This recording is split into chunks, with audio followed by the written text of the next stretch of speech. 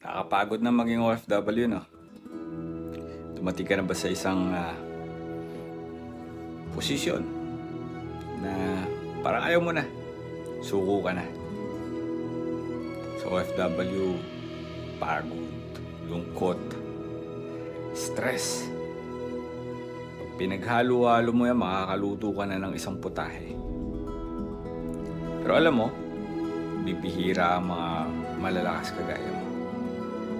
Yung iba, papakamatay dahil hindi nila kaya hawakan ang mga problema. Hindi solusyon ang pagpapakamatay. Hindi solusyon. Kaya kung ikaw ay gustong maging OFW, kailangan matatag ka. Kailangan malakas ka. Spiritually, hindi lang katawan. Mabuhay ka.